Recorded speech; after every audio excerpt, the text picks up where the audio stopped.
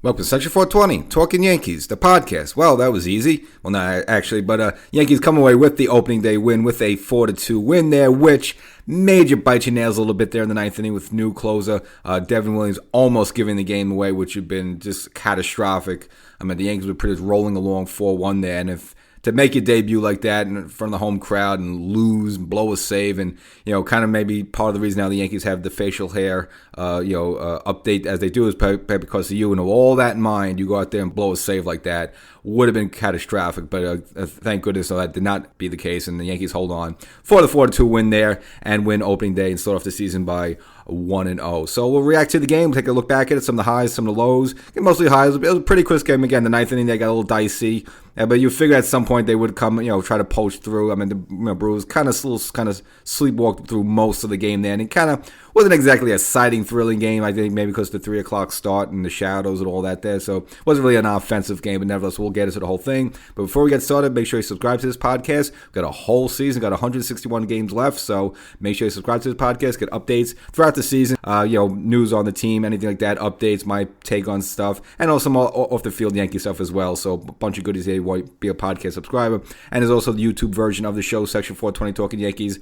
Just dropped the latest episode just a day ago, and kind of went down to the stadium the game, day before opening day. Then kind of did some fine tuning on the team and some news and my opinions and stuff like that. So you want to make sure you subscribe to the YouTube channel as well. So the opening day came. The Yankees did the right thing, and I haven't really mentioned here on the audio podcast, but of course the passing of Brett Gardner's son there, it's just kind of a really tragic thing in there. But nevertheless, the Yankees did recognize his passing at the beginning of the game there. And then once we got into the game, some record-breaking moments just for Yankee history there. Of course, Austin Wells, who we kind of knew was going to be the leadoff hitter, become the first Yankee catcher to hit leadoff opening day there, or just hit leadoff in general in Yankee history. And then before you know it, you blink, sends a pitch over the right field wall, a 2-0 pitch there, so it becomes the first Yankee catcher to lead off a game with a home run there. So record-setting day from Austin Wells.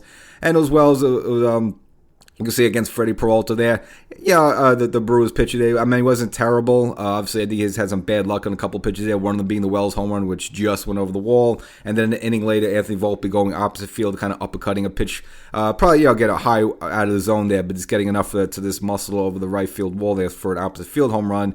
And before you know it, the Yankees up 2-0. And on the other side, Carlos Rendon, really crisp. I mean, he kind of looked in mid-season form there. He would surrender up a solo home run of his own there. But this game was mostly pitching, and I think a lot of had to do with this because the 3 o'clock start. Those shadows started creeping in. Again, around 4 o'clock there, you got to get the shadows between home plate and the pitcher's mound there, which you get the advantage pitcher there, and that's kind of what was the whole way. And for the Brewers, didn't really put much of an attack on. It really wasn't until the 6th inning they finally started to get to Rodon a little bit.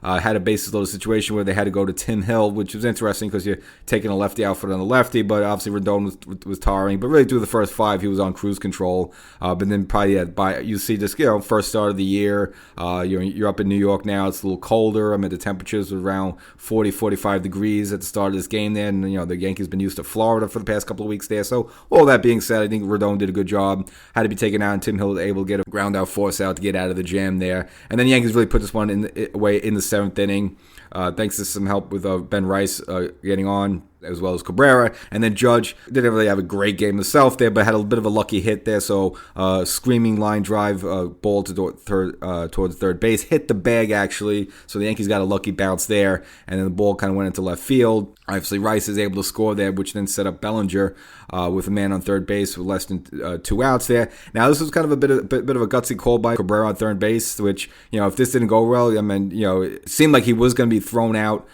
by a lot there. So Bellinger hit a little bloop into right field there and came in shallow. So, I mean, this looks like, Cabrera would have been dead to rights. I'm shocked he didn't think about taking his bag off third base. And you did say third base coach Luis Rojas for the Yankees put both of his hands out telling Cabrera, don't go. And I was saying, don't go. Well, Cabrera took off anyway, and I guess he knew better. Now, the throw wasn't that great. Off the line a little bit, so Cabrera, and with the speed, was able to score easily there. But even a decent throw to home plate would have had him dead to rights there. So, again, Cabrera took a little bit of a roll the dice there, but that turned out to be the better idea because at that point put the game 4-1. That was really put the game away right there. So, again, a little gutsy by Cabrera, and maybe he'll get a talk or two afterwards for really disobeying the sign. But maybe, I don't know, he saw something or whatever. He read the ball a different way than Rojas because he was able to slide in there with plenty of time. Then again, the throw from Chourio was off, and what a bad day for him. I mean, 0 for 5 with 5 strikeouts there, especially in the ninth inning, where I guess that's where all the drama came with the new closing out, Devin Williams coming out there. And it looked a little weird. Like, it was almost like too laid back for his own good. I don't know. And sometimes you see some of these guys coming into a high energy and amped up, and they can't find the strike zone and throwing balls in the dirt. I think almost Devin Williams was almost like too cool for his own good there. Maybe that's why he struggled a little bit. Again, he wasn't wild there, but you could just tell he wasn't sharp, and his body language is very mellow. But maybe that's why he's a successful closer. Like, whether there was no runners on or before you know it, when those bases loaded there, he seemed calm, cool, composed there, and maybe that's worked out to his benefit. But the Brewers did threaten there after leadoff single, followed by a double, put men at runners at second and third with nobody out there. Then after that, he would issue a walk, so you load the bases up. Did get a fly out to center field there, so at least to get one out in the books there. But now you have runners on first and third. And then after that, he would strike out the next two guys, again, including Chourio, again, who just had a bad day, 0 for 5 at the plate. And then set up a pretty good matchup at the end there with Christian Yelich, a very good hitter, hit .315 last season. Again, he season ended early with back surgery, but a legit hitter there. And again, a left-handed bat against a right-handed Devin Williams there.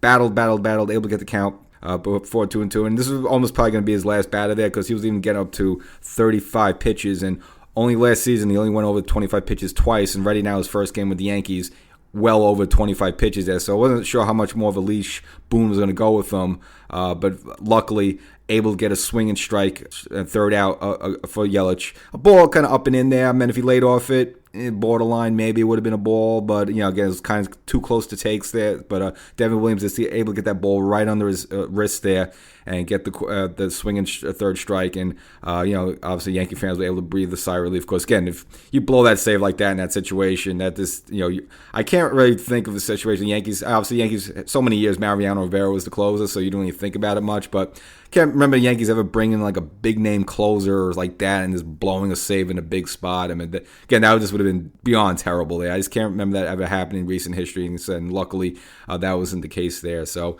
yeah, good solid game. So yeah, a lot of good to take away from this. Obviously, Rodon, again, he looked pretty crisp. I just think maybe he's got tired a little bit. But again, this is first start of the season. And, went into the sixth inning, which, usually more these days, that's pretty much what you get out of your starter pitcher anyway. If you're 5 and a couple of innings there. So that seemed normal there. No big, great moments by Judge. But again, he did get the big key hit there to really, open the floodgates there a little bit. And then Cabrera with the, gutsy, instincts there on from third base, scoring on a shallow sac fly there. And, good there for him. And also like to see with Jazz there at second base, but kind of curious. Obviously we saw him in spring training, but until he actually gets to the actual regular season, how he made a couple good plays. First inning got tested early. We had to go to his left there, range, and be able to get a ground out to first base there. And then later on in the game, there's a situation where didn't complete a double play, but just his arm strength there, just able to get the ball over to whip it there to first base. You can see the ability to just him having his arm strength there, different from Gleyber Torres there. So a lot of potential from there. So yeah, you take that away, and of course, again, Austin Wells, you can't get off to a better start than that. Again, it's just kind of funky, him leading off, but again, I don't like it. But again, this is the way this Yankee team's built, and they don't have the player personnel right now for a guy to be a leadoff type hitter. So if they want to roll with this for a while, I'll take it there. So again, good solid game up and down. Didn't really see much from Jason Dominguez, and they ended up taking him out for defensive purposes, and I'm sure you're going to see a lot of that.